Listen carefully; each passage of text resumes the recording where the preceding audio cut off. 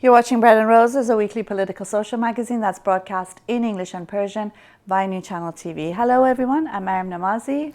And I'm Fariborz Puya. In this week's program, we'll be interviewing Áژánta Debroy, who is a Bangladeshi secularist and she's on death list of the Islamists. We'll also be talking about Rouhani's visit to Europe and a little something about wine, as well as protests in Iran against racism against the Turks, and protests in Afghanistan against various things, which we'll tell you about in the program, as well as a Shiro cafe of acid attack victims and survivors, as well as a fatwa that isn't true, but it's so funny, we thought we'd bring it to you. Stay with us.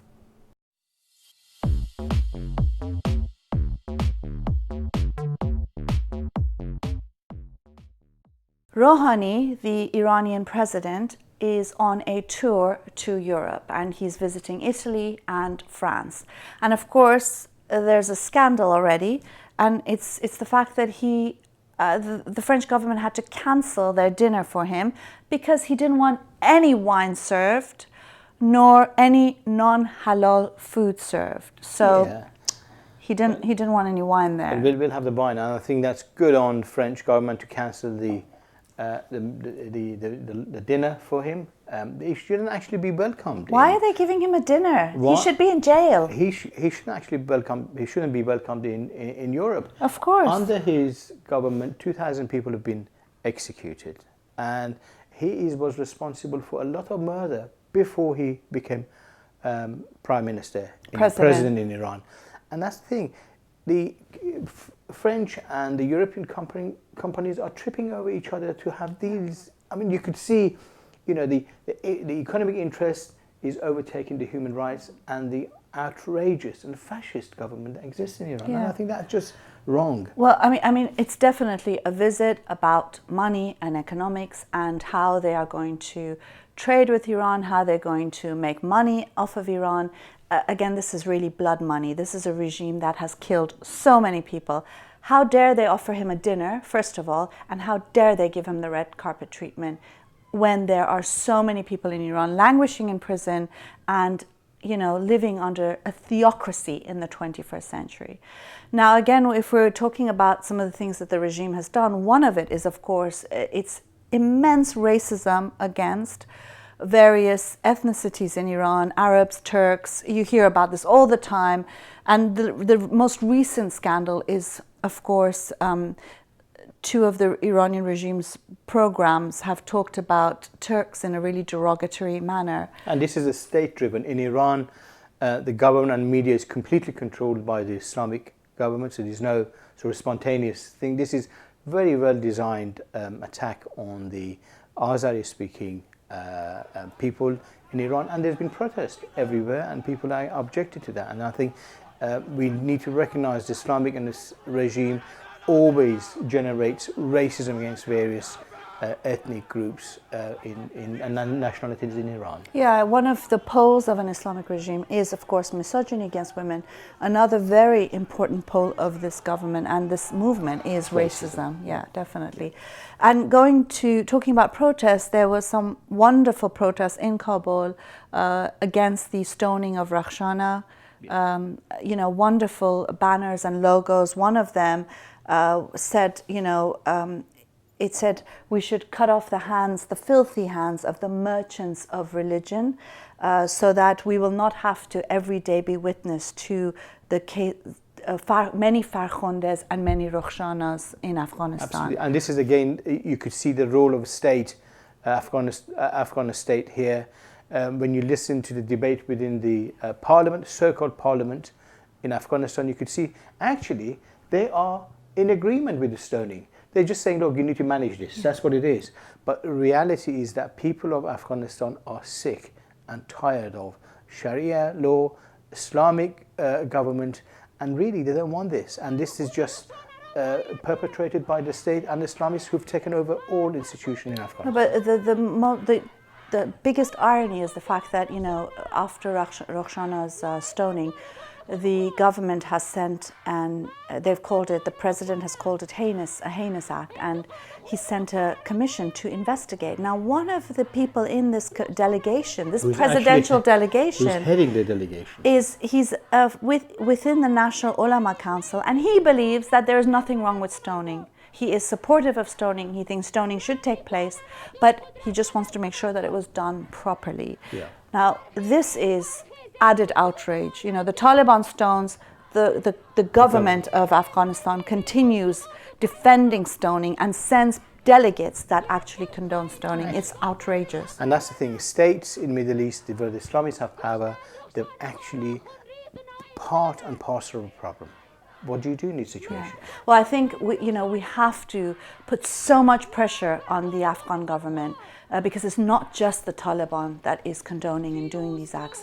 Very often you find that there are people within the government itself that supports it. So putting immense pressure on the Afghan government, you know, we have to say that Roxana is going to be the last woman stoned, full stop, the last woman stoned.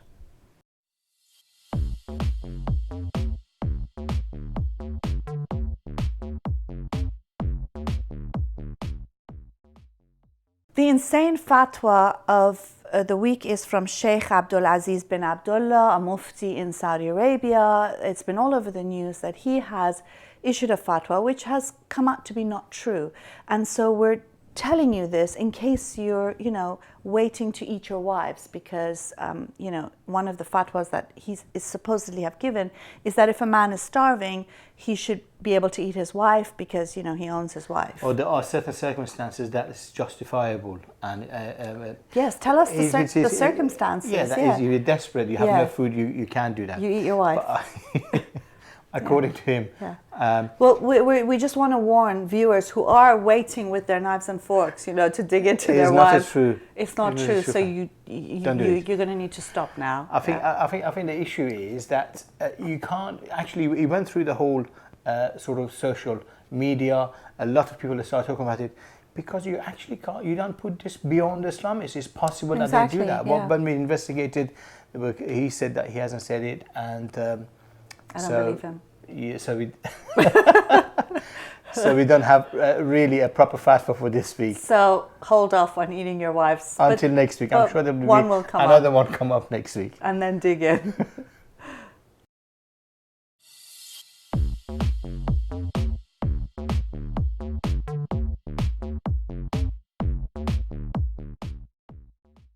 I don't know if you've heard about this wonderful cafe near the Taj Mahal in Agra. It's called Shiro's Cafe, and it's Shiro's Hangout, and it's basically something that was set up via crowdfunding where survivors of acid attacks have come together and set up this cafe. And it's a wonderful place where you can go have a coffee, have some delicious food, and also meet women who have survived acid attacks and are in a way fighting back. No, absolutely, and society accepting the group who actually physically deformed, because the acid attack is a phenomenon in Middle East. In Iran last year we had a major state-sponsored acid attack in Isfahan and a number of other against cities, women who are not properly veiled. And there was huge demonstrations.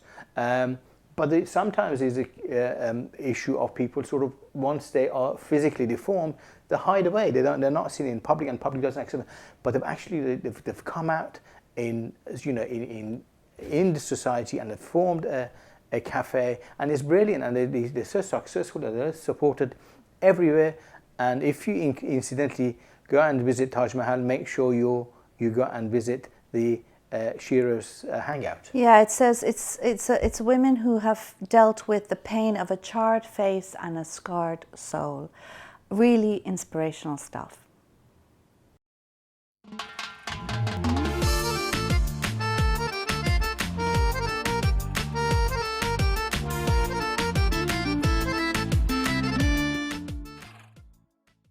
We'll now watch an interview I did recently with Áژánta Debroy. She's a Bangladeshi secularist who is on an Islamist death list.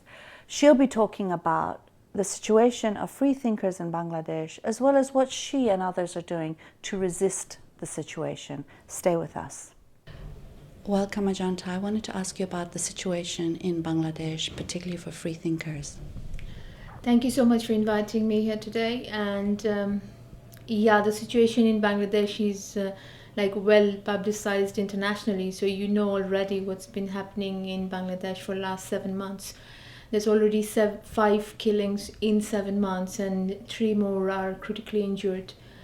So the situation is really, really worrying right now. Yeah. And what's surprising, I think, or very, angers a lot of people is the fact that the government isn't really doing anything, and also sometimes making excuses. Yeah, you were right. Actually, the thing is, when the first murder happened of Avijit Roy, we expected the government to take action rapidly because he was a very well-known writer, and his father is a well-known professor in Dhaka University. He is a well-known writer as well. But surprisingly, the Prime Minister, she called Ajay Roy Avijit's father, but secretly, because they didn't want to publish it to the media, or they didn't want anyone to know that the Prime Minister actually showed sympathy to an atheist father.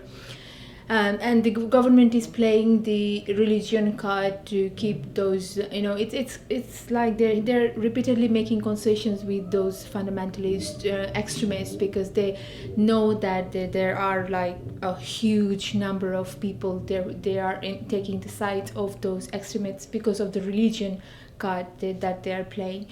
And more surprisingly, the Prime Minister's son, he already clearly said that they cannot take a direct stand for these killings of the freethinkers. And also the recent murder that happened of publishers, Deepon, he was killed. He was one of the publishers who published Avijit Roy's book.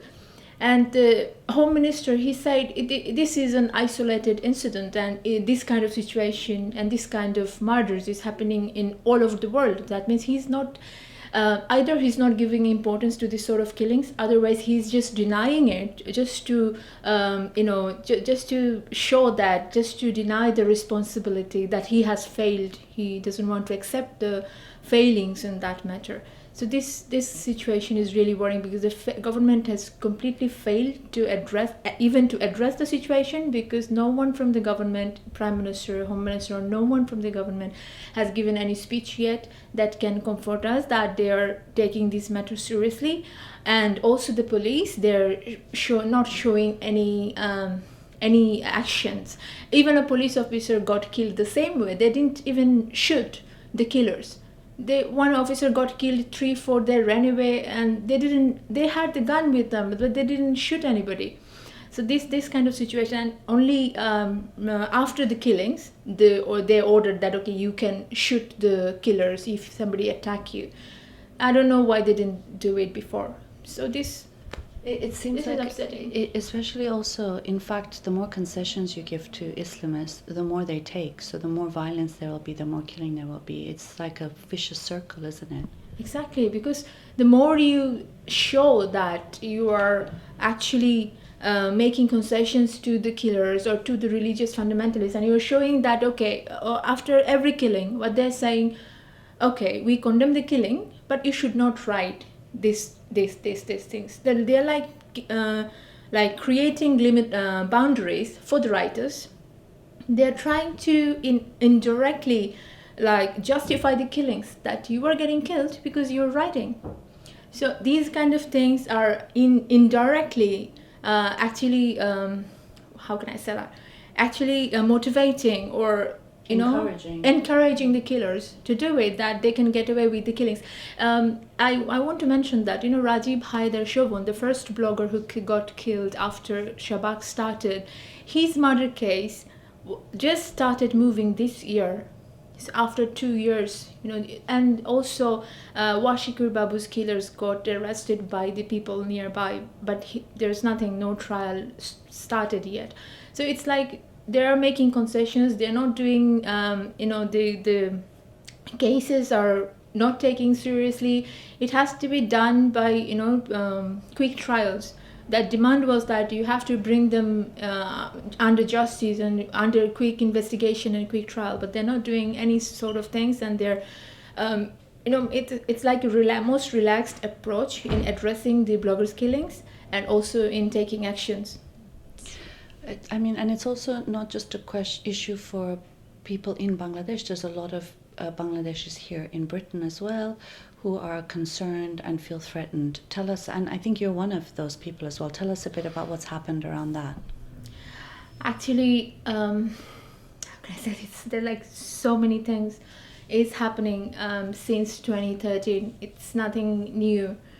Since Shabak started, we started our movement like aligned with the movement back home. It was a movement against the war criminals of 1971 and the Jamaat-e-Islami, the religious fundamentalist group of Bangladesh who opposed our liberation in 1971 and who were still doing anti-liberation activities and spreading fundamentalism, religious violence, and who we think are behind all those extremists and all the organizations. They're like the parent organization of all Islamic extremist organizations. That's what we believe. So since it started, we started our our movement here, but surprisingly, there was no attack. Like in Bangladesh, they were doing the protest in peace while the police were giving them protection, and the police were there, and nothing happened in first 1 week. But we got attacked the very first day in Altabali Park on 8th February. There were like police were there, but they didn't do anything because they were like the Jamaat-e-Islami, local Jamaat-e-Islami, and their supporters were there on the park on that day, on 8th February. From our side, there were like children, there were women, people from different ages. We were there, and on the other side, there were like only men with like two-piece, like head covers, and like strong men and they were like throwing abuses at us openly. They were throwing eggs, they were throwing stones, water bottles, cans. Police, I went as an organizer, I went repeatedly to ask the police for help. They were saying, no, it's happening from both sides. They didn't want to address that it's happening. And what happened after the protest broke, when we were coming out of Altabali Park, we actually got physically attacked in front of police. Like about 8 of our activists were attacked. They punched on the face, they kicked our protesters, they were chasing 1 or 2 of them through Brick Lane. But there was no investigation, no one was arrested, nothing happened. And since then, I was getting threats. There was a hit list in 2013 of 10 UK activists and bloggers and writers. And on that I was the only woman named on that hit list. I went to police several times and I demanded an investigation. I even had a meeting with the Met Police High Commander. They assured me that they're going to look into this matter seriously. But I found out very recently that my case was closed within 2 months. This year again, once that these killings started, what happened, it's very disturbing that I couldn't go home in last 2 years because of these threats, because I know that if I go home I'll be attacked and things won't be like Avijit. He couldn't survive for 2 weeks. He was murdered. After Avijit's murder, there was another hit list from the UK of 10 activists. I went that this time somebody from Scotland Yard, counter-intelligence officer, they contacted me that your name is there, are you aware of that or not? I requested a panic alarm, that I need a panic alarm to give me. They came to my house and they checked the security and all that. They only sent me a safeguarding instruction, but they closed my case. They didn't do any investigation. After that, there was another global hit list that came out, and it was well advertised internationally. It was in Guardian, BBC, CNN, just you name it, it was everywhere. I went to the police to show them that, this is a hit list from Ansarullah, who's on a killing spree back in Bangladesh. And I gave them the Facebook link from where I got it. I gave them the screenshot, everything. But the officer there was not helpful at all. They were showing, okay, it can happen because you have a different political opinion and all. They took it serious. They showed that, okay, we will do something, we'll let you know. After 1 or 2 weeks, they sent me an email that they're closing the case. Didn't they say something like, activists should expect getting these They sorts say of problems? that later on. What happened afterwards is even more interesting. And then one newspaper in Bangladesh, it's a national newspaper, they started, they published a news with my name and another fellow activist's name. Her name was also there on the global hit list. And then they publicized that we are doing some international activities from here, and Australia cricket team, they cancelled their tour to Bangladesh because of me, and I'm the one responsible for it. And they stole my picture from Twitter, and they posted on the national newspaper. It was a headline newspaper with red ink. And then it went virally online, and people were posting abusive words, swearing at me, sexual threats and all. And I didn't know what to do. I was so scared about the safety of my family back home. And one morning, the police officer, the IGP of police of Bangladesh, she's like the additional IG of police of Bangladesh. He, on a television talk show, in a national television, he was saying the same thing, that me, my other colleague, and somebody from Israel is plotting against Bangladesh and doing, these things. And what did the police say to you when they heard all of this as well? Actually, what happened, I confronted the IGP on live TV, and he backed down a little bit, and but when I went to the police here, this time I took Gita Shagel with me, because she knows my case from 2013. So I thought, okay, they're not taking me seriously, so let me take somebody who is well known, and they will take it seriously again. I took her with me. The police officer there, she was there was a barrier there. There were not even barrier between me and her, but she still wrote the case, and I told her everything. I showed her the case and everything. After 2-3 days, somebody called me from the police station, and he was telling me, unfortunately, we are going to close your case again, because I actually complained with Geeta. I actually complained to them. I want to complain because I'm coming to you. You know my face, because this is the same police station that I'm going. You know my face. Whenever I come to you, you start saying, hello, how are you now? That means you know me, my case. But you are still closing my cases without doing any investigation, and you were saying that you don't have any evidence or anything to do it. But I'm providing you with evidence. So the police officer who called me, he said, we are closing your case because we don't have anything to go on with the investigation, and we have provided you with the safeguarding instruction. I think that should be enough, and we don't think you are under threat. I was like, you don't think I'm under threat? These are the abuses I'm getting. He's like, if you were an activist, this is normal. If you were in politics, this is normal. People will have different opinion against you, and they will say it. And if you don't like it, come out of online. Why do you go and see it?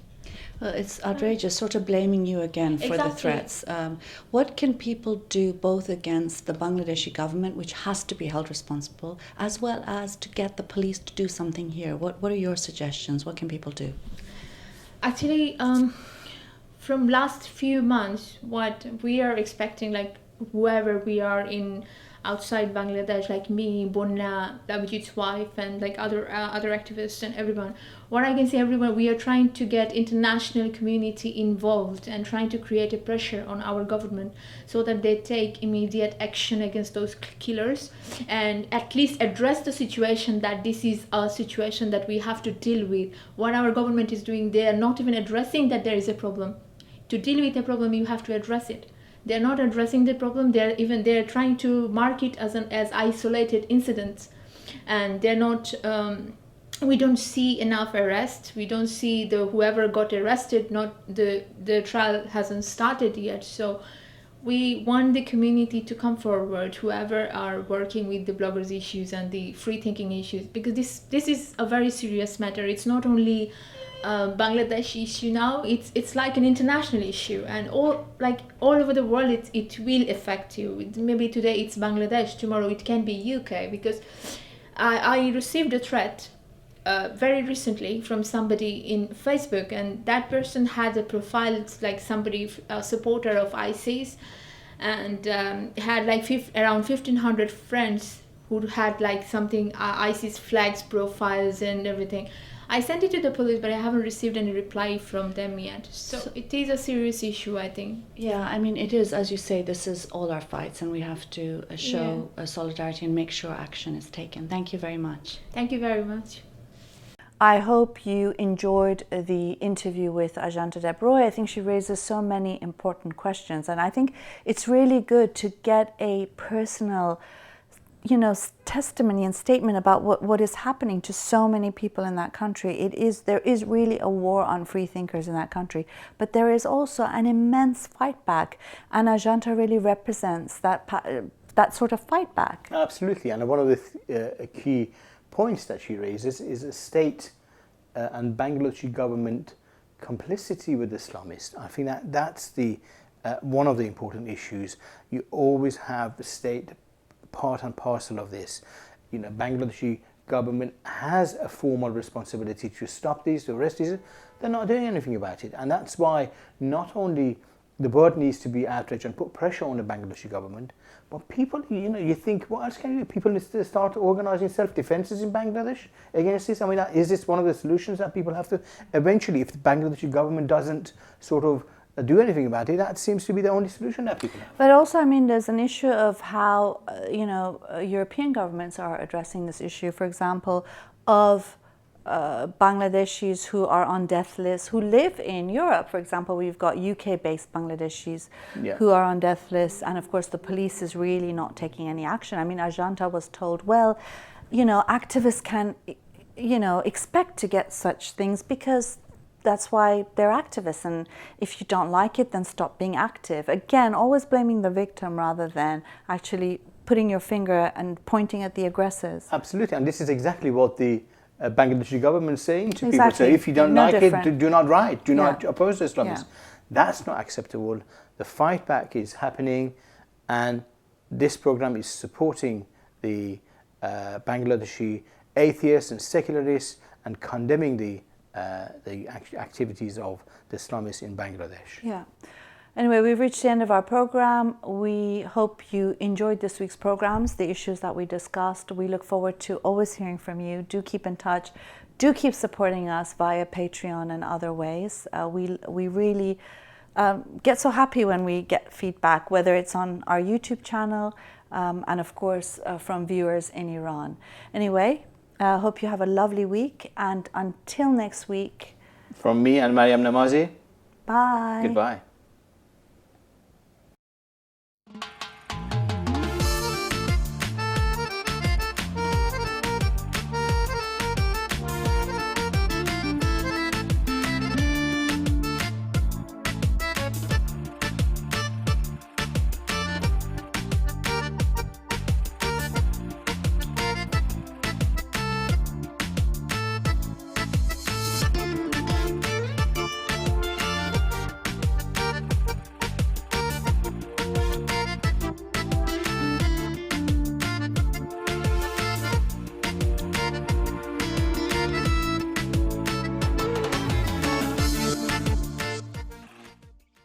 Hi, I'm Mariam Namazi. And I'm Fari Bospuya.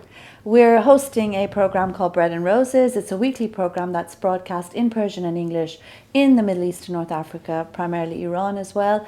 And it's also shown on YouTube internationally. And we've been doing this since last May. We're coming up to our year's anniversary, and we've had quite a lot of fun making these videos. We discuss taboo-breaking, free-thinking ideas. The Islamic regime of Iran has called us immoral and corrupt. And that's why you need to support us. We are the alternative voice in Middle East and North Africa. Of corruption and immorality. So do support us. Here's a short video from Patreon that explains how you can help us with even just $1 a week. That's nothing.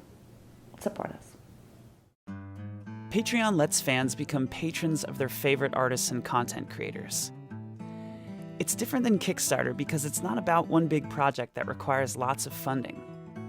It's more for bloggers or YouTubers or webcomics, anyone who creates on a regular basis. Here's how it works.